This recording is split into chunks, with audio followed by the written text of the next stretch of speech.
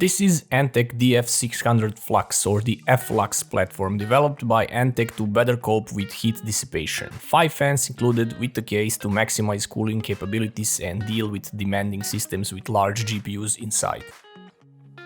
Hey guys, I am Vlad, welcome to the channel. So as I said, the DF600 from Antec, part of their Dark Fleet Flux platform of cases, aimed at gamers and demanding users. Gorgeous on the outside and even better on the inside. Let's see the exterior first. On the front side there is a slightly tinted glass armor, plexiglass actually, so be careful as it is prone to scratches, but it is the thing that also gives it great looks. Of course, here is where we have 3 ARGB fans 120mm in size. Left side panel is of course tempered glass and it is 4mm thick, and the right side panel comes with ventilation cutouts in the bottom area with included magnetic dust filter for better cooling of hard drives and PSU in this area, as well as more efficient cooling of the GPU, but I will explain this a bit later when we see the interior of the case.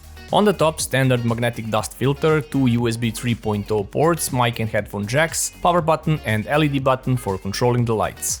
And this is what I like about Antec cases, it is that they have these rubber inserts in all ports to prevent dust from getting inside. The dimensions of the case are 486mm tall, 467mm deep, 220mm wide, and with a total weight of 7.38 kilos.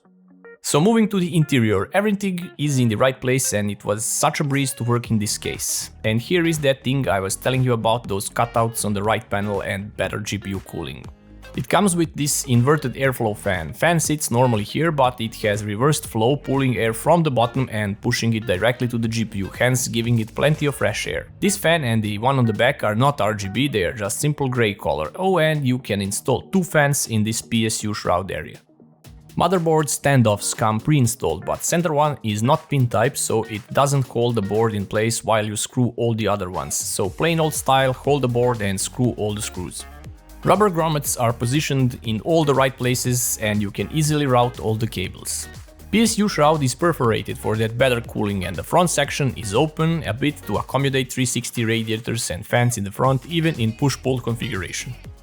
Top side can support 240, 360 or 280 radiators, or 3 120mm fans or 2 140mm fans.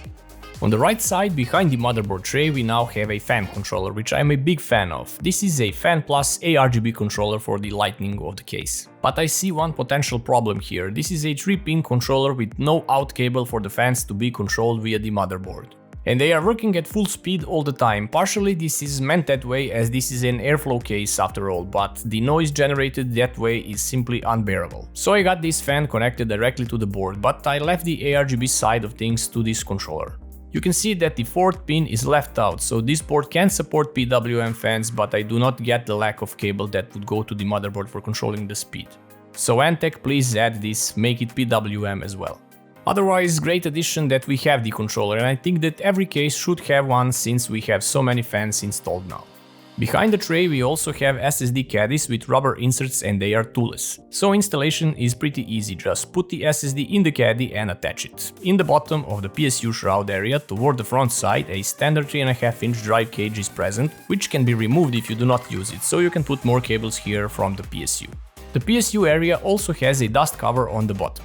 So thermal wise and airflow wise, this case is excellent. Front fans also come with the removable mesh from the inside, so you can prevent dust buildup inside, but it does restrict airflow a bit, not much though. Maximum CPU temp was 74 degrees in AIDA64 stress testing, while gaming it was hovering in the mid-60s. GPU never exceeded 62 degrees, well, being not that powerful in the first place, this is to be expected. But if I used a much powerful GPU here, it would have no problems with temperature either. Overall, this case is well made, build quality is expected from Antec, and it has the most amazing looks with the front that looks like an armor. Plenty of radiators and fan support, well ventilated, and it ticks all the check marks for the cable routing and additional storage as well. The only downside so far that I can think of is the mentioned fan controller, which really needs to have an out cable for controlling the fans through the motherboard. The thing that it has ARGB controls integrated and with support for motherboard out also is a great thing. People often compare this case to the Cooler Master MB520 or MB530 RGB, and it might resemble them, but it has far better build quality, and I highly recommend Antec case over the Cooler Masters one. Big thanks goes to Antec, and check the complete build video, click on the card on top, and don't forget to sub, share and like this video. See you in the next one.